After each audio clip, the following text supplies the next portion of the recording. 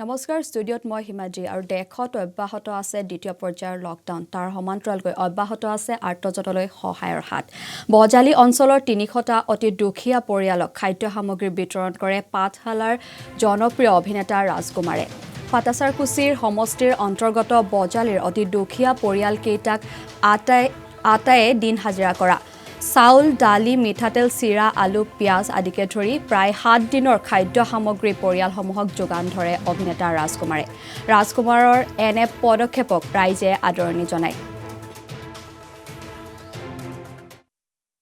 গোটেই আমাৰ অসমতে যিটো বিভীষিকা হৈছে এই লকডাউনৰ ক্ষেত্ৰত মানে কৰোণাৰ কাৰণে লকডাউন দিছে মানুহৰ যথেষ্টখিনি অসুবিধা হৈছে এইকেইদিন মই প্ৰায় গাঁৱে ভূঞে চহৰনগৰত ঘূৰি ফুৰিছোঁ আৰু এনেকুৱা কিছুমান চকুৱে বিশ্বাস নকৰা কিছুমান মুহূৰ্ত দেখা পাইছোঁ কিছুমান ছবি দেখা পাইছোঁ যিখিনি ছবি হয়তো মই কথাৰে প্ৰকাশ কৰিব নোৱাৰিম ভিতৰত অকণমান বেয়াকৈ সোমাইছে অন্তৰৰ গভীৰত সোমাই গৈছে কিছুমান চিটুৱেশ্যন চ' মই ক'ব খুজিছোঁ এতিয়া দেখিছে দেখুৱাব অকণমান পিছত মানে ঘৰ বুলিবলৈ একো নাই পাকঘৰ বুলিবলৈ একো নাই দুটা ইটাত খৰিকেইডালমান লৈ তেনেকৈ কিবা এটা বনাই খাইছে বনাবলৈ একো নাই হয়তো গৰম পানী খাইছে বা ক'ৰবাত অকণমান চাউল বেছি তেনেকৈ চলি আছে আৰু প্ৰায় এনেকুৱা ২-৩টামান ঘৰ আছে ইয়াতে আৰু তেনেকৈ গাঁৱতো বহুত সমস্যা আছে মানুহখিনি গতিকে মোৰ ফালৰ পৰা মই যেনেকৈ পাৰোঁ তেনেকৈ এটা সহায় কৰা এটা মানসিকতা ৰাখি আগবাঢ়ি আহিছোঁ কিন্তু এনেকৈ মোৰ এটা লিমিট আছে মোৰ লিমিটৰ ভিতৰত যিখিনি পাৰে সেইখিনি কৰিম আৰু মই আশা কৰোঁ যিখিনি মানুহ বিশেষকৈ যিখিনি অকণমান উচ্চ স্থানত থকা মানুহ গোটেই দেশত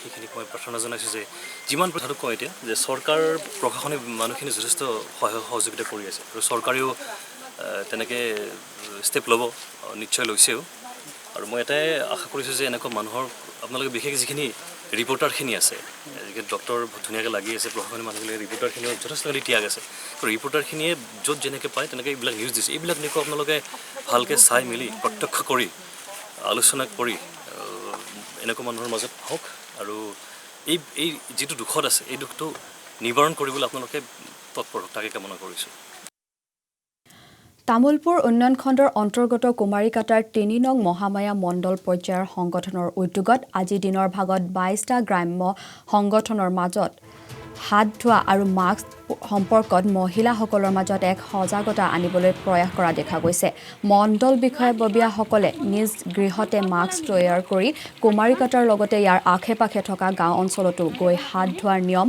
মাস্ক পিন্ধাৰ কাৰণ আদিৰ বিষয়ে সজাগতা আনিবলৈ চেষ্টা চলোৱাৰ উপৰিও ২০০ৰো অধিক পৰিয়ালৰ মাজত চাউল ডালি নিমখ লগতে অন্যান্য কিছু খাদ্য সামগ্ৰী যোগান ধৰে মণ্ডল বিষয়ববীয়াৰ এনে পদক্ষেপক লৈ প্ৰশংসা কৰিছে ৰাইজে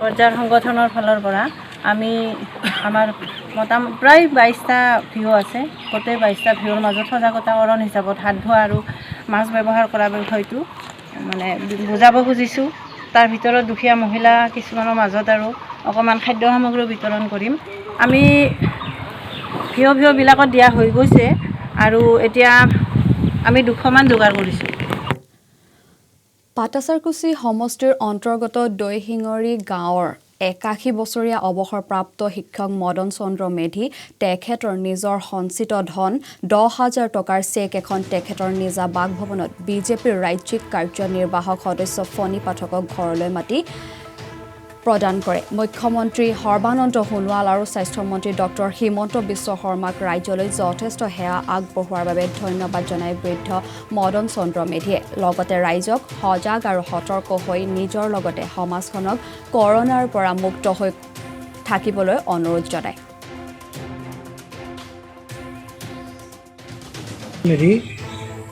দেশৰ এই কৰোনা সংক্ৰমণৰ ভয়াৱহ পৰিস্থিতিৰ কাৰণে ৰাইজৰ উপকাৰৰ কাৰণে মাননীয় মুখ্যমন্ত্ৰীৰ আৰোগ্য নিধিত মৰমৰ ফণী পাঠকক মাতি আনি মই ১০,০০০ চেক এখন অৰ্পণ কৰিলোঁ এই সামান্য ধনখিনিয়ে কিছু পৰিমাণে হ'লেও দুখীয়া ৰাইজৰ সকাহ দিব বুলি মই আশা কৰিলোঁ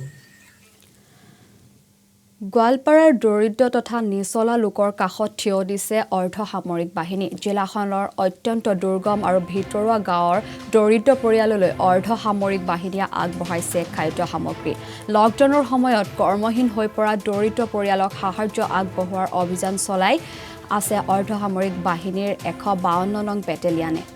গোৱালপাৰা থানাৰ অধীনস্থ ভৈকখুলি গাঁৱৰ প্ৰায় 2 শতাধিক দৰিদ্ৰ পৰিয়ালক অৰ্ধসামৰিক বাহিনী জোৱানে আগবঢ়ায় সাহায্যৰ সন্দৰ্ভত এক প্ৰতিবেদন। रोजगार नहीं मिल रहा है, कोई जो है इकोनॉमिक एक्टिविटीज़ नहीं हो रही है।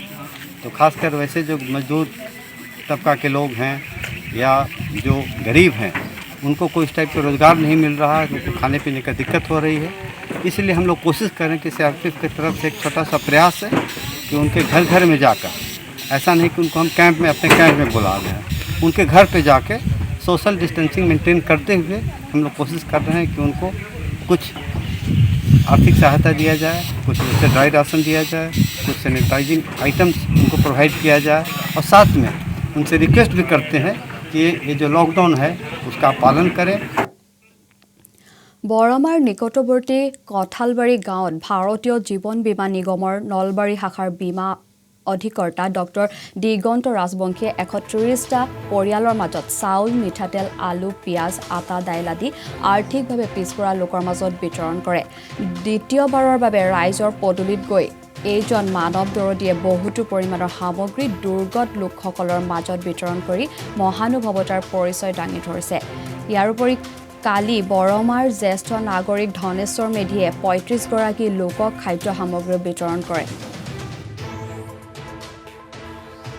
এৰিয়াটো দক্ষিণ কলমতলা আৰু কঠালবাৰী গোটেইখিনি ইয়াতে ইনকাম কৰা মানুহ কমেই আছে আৰু গতিকে মই এই অঞ্চলত অলপ দিব পৰা ধৰণৰ এটা ভগৱানে মোক সম্বল দিছে। সেইকাৰণে ভাবিছোঁ যে এই বিপদৰ দিনত মই যদি অলপ দিওঁ পাৰ্য মানে মোৰ সামৰ্থ্য অনুযায়ী কিছু দিবৰ কাৰণে চেষ্টা কৰি মানুহখিনিক অলপ সকাহ দিয়াৰ এটা। কিমানটা পৰিয়ালক দিছে? প্ৰতি পৰিয়াল টাৰ্গেটেড পৰিয়াল 130টা পৰিয়ালৰ মাজত খাদ্য বস্তু বিতৰণ কৰি মই ভাবিছোঁ অলপমান সকাহ হ'ব তেওঁলোকে। সেইখিনি আছে চাউল আছে প্ৰায় 2 কিলো, তাৰপিছত আলু, পিঁয়াজ, মিঠাতেল, আটা, এইখিনি দালি আৰু এইখিনি দিয়া হৈছে। নগাঁৱত মেধাৱী ছাত্ৰীৰ হৃদয়তা কন্যাৰ অনুৰোধত পিতৃয়ে প্ৰতিদিনেই প্ৰদান কৰিছে সাহায্য। 2 কন্যাৰ অনুৰোধত পিতৃ তথা নগাঁৱৰ ৰোটাৰী ক্লাবৰ প্ৰাক্তন সভাপতি জোন ৰাজখোৱাই প্ৰতিদিনে অৰ্ধশতাধিক লোকক প্ৰদান কৰিছে সাহায্য। দিল্লীৰ পৰাই অসমৰ জনগণৰ দুখ দুৰ্দশাৰ কথা চিন্তা কৰি পিতৃক সহায়ৰ বাবে আহ্বান জনোৱা 2গৰাকী কন্যাক লৈ গৌৰৱ অনুভৱ কৰে।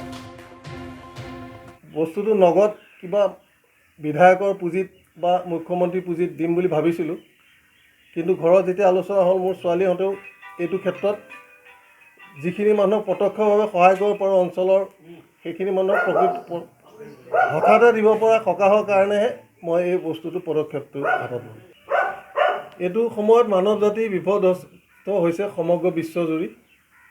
আমি হঠাৎ হোৱা লকডাউনৰ বাবে যিসকল মানুহ দৈনিক শ্ৰমজীৱী মানুহ তেওঁলোকৰ জীৱন যাত্ৰাত ব্যাহত হৈছে আৰু আমি তেওঁলোকক যাতে এইকেইটা দিন কষ্টৰ দিনকেইটাত কিছু সহায় কৰি মানৱ ধৰ্ম মানৱ সেৱা পালন কৰিব পাৰোঁ সেইটো হিচাপে সৰু ক্ষুদ্ৰ যি পাৰ্য মানে দিব পাৰিছোঁ।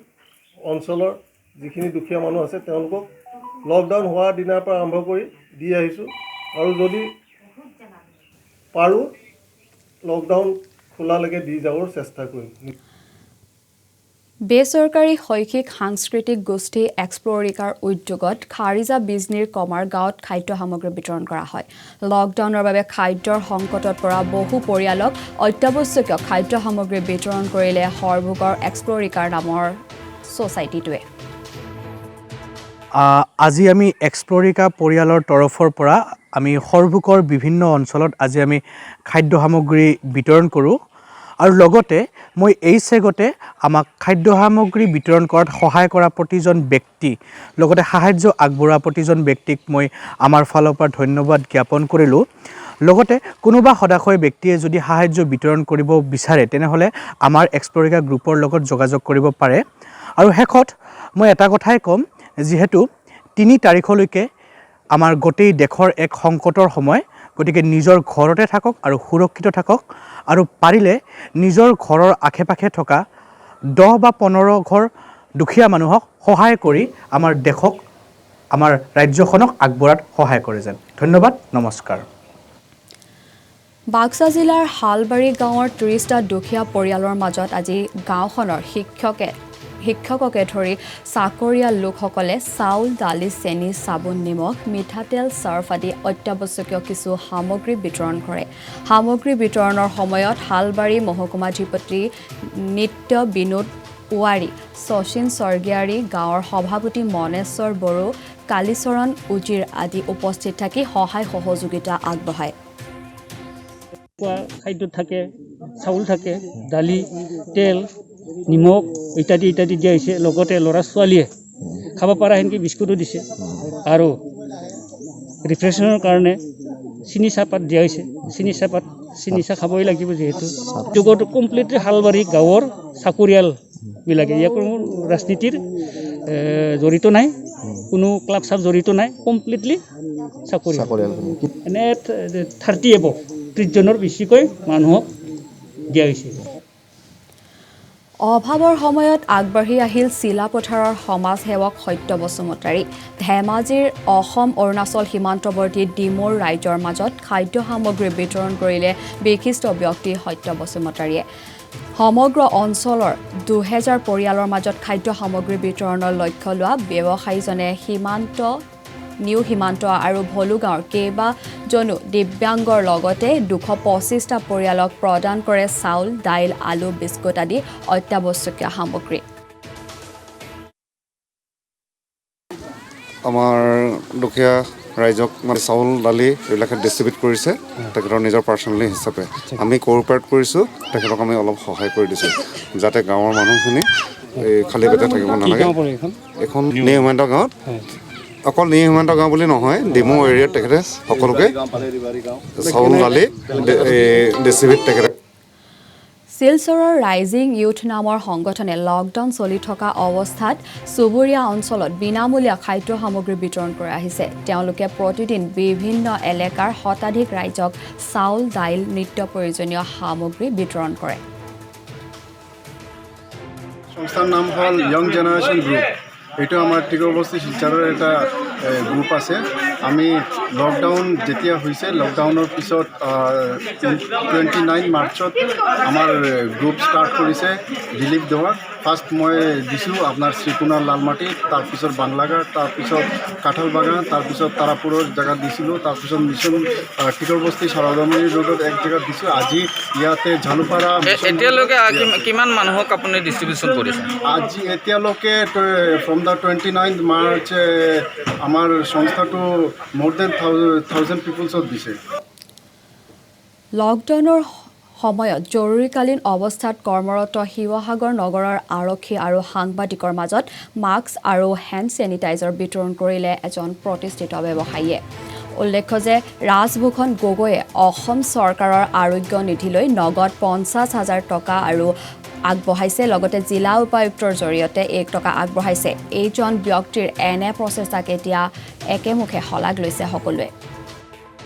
সমগ্ৰ বিশ্বত যি ধৰণে COVID-19 আতংকৰ সৃষ্টি কৰি আহিছে, তাৰ প্ৰতি লক্ষ্য ৰাখি আমাৰ দেশৰ প্ৰধানমন্ত্ৰী নৰেন্দ্ৰ মোদী ডাঙৰীয়াই সমগ্ৰ দেশতে লকডাউন ঘোষণা কৰি ৰাখিছে। তেনে ক্ষেত্ৰত দেশৰ লগতে শিৱসাগৰ আৰক্ষী আৰু সন্মানীয় সাংবাদিকসকলে ৰাত দিন এক কৰি জনসাধাৰণক যাতে এই মহামাৰীৰ পৰা সুৰক্ষিত কৰি ৰাখিব পাৰে, তাৰ বাবে এই যুদ্ধত নামি পৰিছে। জনসাধাৰণৰ সুৰক্ষাত নিয়োজিত এইসকল আৰক্ষী লোক আৰু সাংবাদিকসকল যাতে প্ৰথমে সুৰক্ষিত হয়, তাৰ বাবে মই চিন্তা কৰি ভাবিলোঁ যে তেওঁলোকক N95 মাস্ক কিছু সংখ্যক আৰক্ষী লোকক আৰু শিৱসাগৰৰ সাংবাদিকসকলক দিয়াৰ ব্যৱস্থা কৰিলোঁ। আৰ্তজনক সহায় কৰিবলৈ ওলাই আহিছে খেহেনিপাৰা গাঁৱৰ অংগনবাড়ী কেন্দ্ৰৰ কৰ্মী প্ৰণীতা দাস তালুকদাৰে।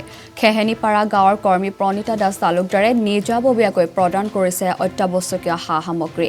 প্ৰায় 30ৰো অধিক পৰিয়ালক অত্যাৱশ্যকীয় সামগ্ৰী বিতৰণ কৰি এই দুৰ্দিনৰ সময়ত আৰ্তজনৰ মুখত হাঁহি বিৰিঙাবলৈ চেষ্টা কৰিলে। অংগনবাড়ী কৰ্মী হওক, হেমন্ত বস্ত্ৰই যি নিৰ্দেশ দিলে সেই বিনিময়ত মই দুখীয়া মানুহখিনি অলপ সাহায্য কৰিবলৈ আগবাঢ়িম। বিশ্বনাথ চাৰিআলিৰ এজন ব্যৱসায়ী তথা মাতা হাৰ্ডৱেৰ আৰু চেল্ফ পেট্ৰল পাম্পৰ শ্ৰী বিক্ৰম ধুৱে সামাজিক দূৰত্ব বজাই ৰাখি প্ৰায় 400 পৰিয়ালক কিছু পৰিমাণে সাহায্য আগবঢ়াই বিশ্বনাথ চাৰিআলি তিনিখুটি অসম অৰুণাচল সীমান্ত আৰু পাভৈ মিজিকা লগতে বিভিন্ন ভিতৰুৱা অঞ্চলত পঞ্চায়তৰ অন্তৰ্গত মাইনাপুৰ আৰু মইনাগুৰি গাঁৱত আমাৰ এই যিটো কোভিড-19ৰ মানে যিটো লকডাউন দিছিলে এই লকডাউন দিয়াৰ সময়ত আমাক এখন্তেক দেখা কৰি প্ৰতি ভিতৰুৱা গাঁৱত আমাক এজন প্ৰতিষ্ঠাপক ব্যৱসায়ী শ্ৰীযুত বিক্ৰম দুবে ডাঙৰীয়া আমাৰ এই দুখীয়া ৰাইজক কিছু খোৱা সামগ্ৰী বিতৰণ আমাক সহায় কৰাৰ কাৰণে আমি চেলাইখাটি গাঁও পঞ্চায়তৰ পৰা আমি তেখেতক অশেষ ধন্যবাদ জ্ঞাপন কৰিছোঁ আৰু ৰাইজেও তেখেতক আশীৰ্বাদ প্ৰদান কৰিছে। জাগিৰোডৰ গীতা দাৰফাং নামৰ এগৰাকী মহিলাৰ উদ্যোগত আৰু মাৰ্কাংকুচি যুৱক সংঘৰ সহযোগত দৰিদ্ৰ লোকক প্ৰদান কৰিলে এটাকৈ ব্ৰইলাৰ কুকুৰা। বিহুৰ সময়ত নিজ পৰিয়ালৰ সৈতে তৃপ্তিৰে এসাঁজ খাবলৈ অঞ্চলটোৰ প্ৰায় 35টা দৰিদ্ৰ পৰিয়ালৰ মাজত বিতৰণ কৰে ব্ৰইলাৰ মুৰ্গী। লকডাউনৰ সময়তে ভোগা বিহুৰ সময়ত গীতা দাৰফাঙৰ এনে প্ৰচেষ্টাই হাঁহি বিৰিঙাইছে একাংশ আৰ্তজনৰ মুখত। ৰজাৰ বিহুৰ দিনাখন আজি কৰোণা ভাইৰাছৰ কাৰণে যিটো লকডাউন চলি আছে আমাৰ দুখীয়া শ্ৰেণীৰ মানুহে কেনিও ওলাই যাব পৰা নাই, কাম বন কৰিব পৰা নাই, সেয়েহে তেওঁলোকৰ খোৱা বোৱা বহু কষ্ট হৈছে।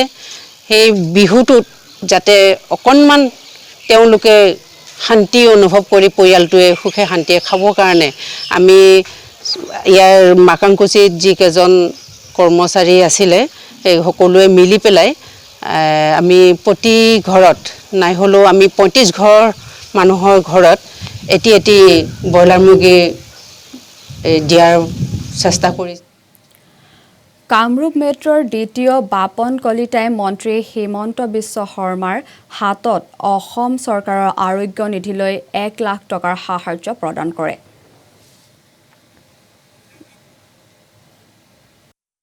আৰু ইয়াৰ লগে লগে বাতৰিৰ পৰা মই হিমাদ্ৰী বিদায় লৈছোঁ। ধন্যবাদ।